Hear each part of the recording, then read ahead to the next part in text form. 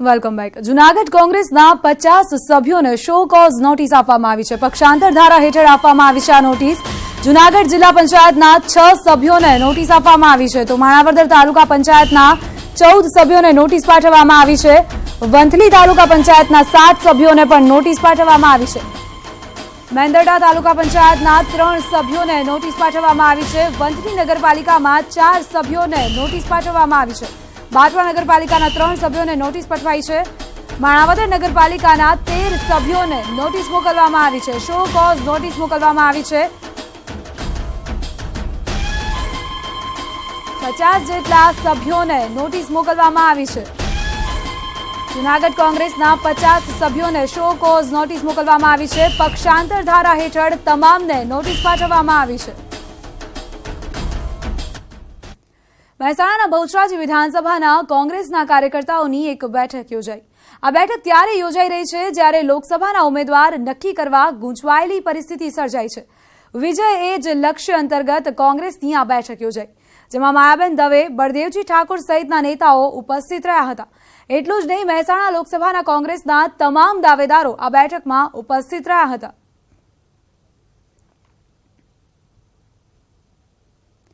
અમદાવાદમાં પણ કોંગ્રેસને ઝટકો લાગ્યો છે। વિરમગામ શહેર કોંગ્રેસ પ્રમુખ ભાજપમાં જોડાઈ ગયા છે। પુલકિત વ્યાસ ભાજપમાં જોડાયા છે।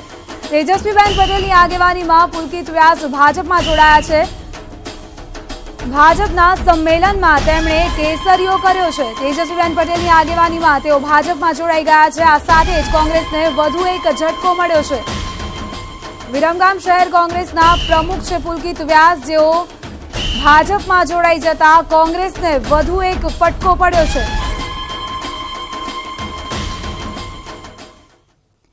આ તરફ રાજકોટ જિલ્લા કોંગ્રેસમાં ભડકાના એંધાણ વર્તાઈ રહ્યા છે। જિલ્લા કોંગ્રેસ પ્રમુખ હિતેશ વોરા પક્ષથી નારાજ છે।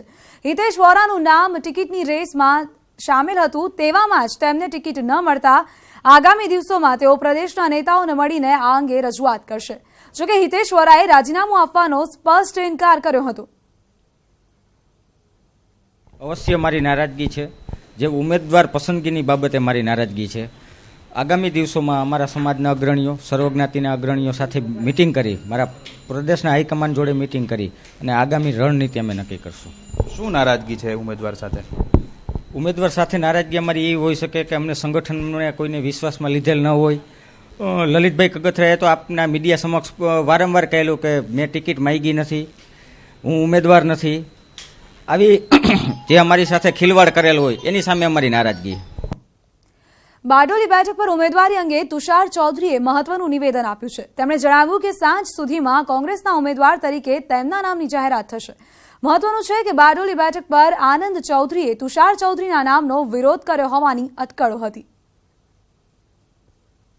કોઈ અટકળો ઊભી નથી થઈ। આજે સાંજે સુધીમાં જાહેરાત થઈ જશે અને મારું ચૂંટણી લડવાનું નક્કી છે। મને તૈયારી ચાલુ કરવાની પણ આદેશ આપી દેવામાં આવ્યો છે અને ફોર્મ ભરવાની તૈયારી કરવાની પણ સૂચના આપી દેવામાં આવી છે। આનંદ ચૌધરી દ્વારા રાજીનામાની માંગ કરવામાં આવી રહી છે, કેટલીક સત્ય વાત છે એ વાતમાં તો તમારે આનંદભાઈને જ પૂછવું પડે। હું એમાં કંઈ પ્રકાશ પાડી શકું એમ નથી, કારણ કે મને આ વાતમાં કોઈ વજૂદ લાગતું નથી। શું આનંદ ચૌધરી તમારી સાથે છે? કોઈ વાટાઘાટ થઈ હોય એવી કંઈ તમારી સાથે? હા, મને ગઈકાલે એમણે મારું નામ જાહેર થયું પછી અભિનંદનનો ફોન પણ આવ્યો હતો ને એમણે ખભે ખભા મિલાવીને મારી સાથે કામ કરવાની ખાતરી પણ આપી છે। તો ન્યૂઝ 18 ગુજરાતી પર ખુલાસો કરતા આનંદ ચૌધરીએ જણાવ્યું છે કે તેઓ નારાજ નથી, સાથે જ કોઈને પણ ટિકિટ મળે તો સમર્થન આપવાનું પણ તેમણે જણાવ્યું હતું। આખા હમણાં ચૂંટણી છે એટલે અફવાઓ ચાલ્યા કરે છે। પાર્ટીના હજુ સત્તાવાર ઉમેદવારો ડિક્લેર થયા નથી। 14 જેટલી બેઠકો બાકી છે, એટલે નારાજ થવાનો કોઈ પ્રશ્ન નથી। મેં રાજીનામાની પણ વાત નથી કરી અને નારાજ થવાનો પણ પ્રશ્ન નથી। કોંગ્રેસમાંથી પાટણ લોકસભાની ચૂંટણી માટે જગદીશ ઠાકોરને ટિકિટ આપતા વિરોધના વંટોળે જોર પકડ્યું છે। જગદીશ ઠાકોરના નામ જાહેર થવાથી કાંકરેજના એક નહીં, બે નહીં, પરંતુ કોંગ્રેસના 5 નેતાઓએ રાજીનામું આપ્યું છે। પાટણના લોકલ ઉમેદવારોને જ ચૂંટણી લડાવવાની માંગ સાથે 1000 કાર્યકરો સાથે રાજીનામા પડ્યા છે। કાંકરેજના પૂર્વ ધારાસભ્ય ધારસિંહ ઠાકોર, વાગડોદના પૂર્વ ધારાસભ્ય ચમનજી ઠાકોર, પાટણ જિલ્લા પંચાયતના પૂર્વ પ્રમુખ અભુજી ઠાકોર, પાટણના પૂર્વ ધારાસભ્ય જોધાજી ઠાકોર તેમજ પ્રદેશ મહામંત્રી પોપટજી ઠાકોરે રાજીનામા ધરી દીધા છે।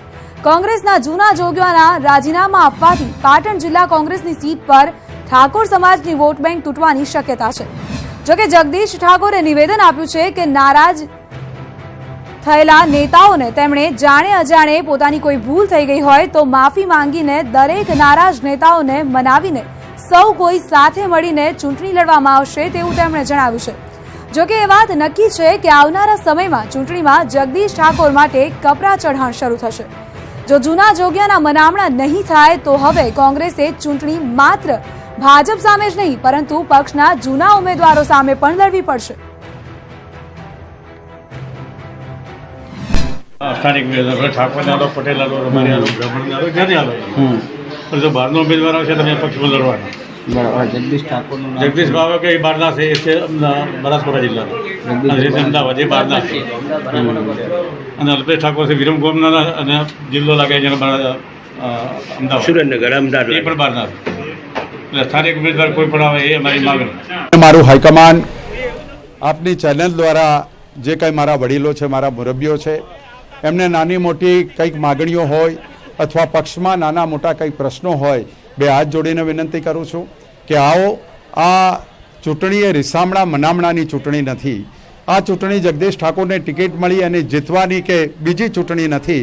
આ દેશની લોકશાહી બચાવવા માટેની ચૂંટણી છે.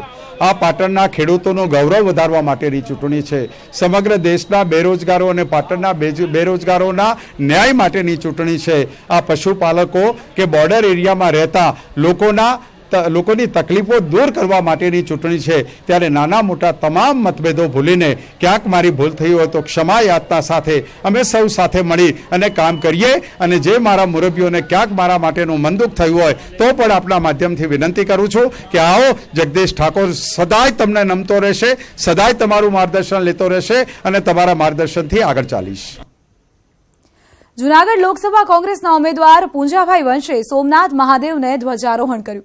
મોટી સંખ્યામાં કોંગી કાર્યકરો સાથે પૂંજાભાઈ વંશે સોમનાથ મહાદેવની પૂજા અભિષેક કરીને શીશ ઝુકાવ્યું હતું. તો સોમનાથ મહાદેવને ધ્વજારોહણ કર્યું, સાથે જ દાદાના પૂજા અભિષેક કરીને શીશ ઝુકાવ્યું હતું અને જીત માટેના આશીર્વાદ પ્રાપ્ત કર્યા હતા. પૂંજાભાઈ વંશ સોમનાથ મહાદેવના શરણે પહોંચ્યા હતા. અહીં તેમણે ધ્વજારોહણ કર્યું હતું, સાથે જ શિવજીને જળાભિષેક કરીને તેમણે પોતાની જીત માટેના આશીર્વાદ પ્રાપ્ત કર્યા હતા.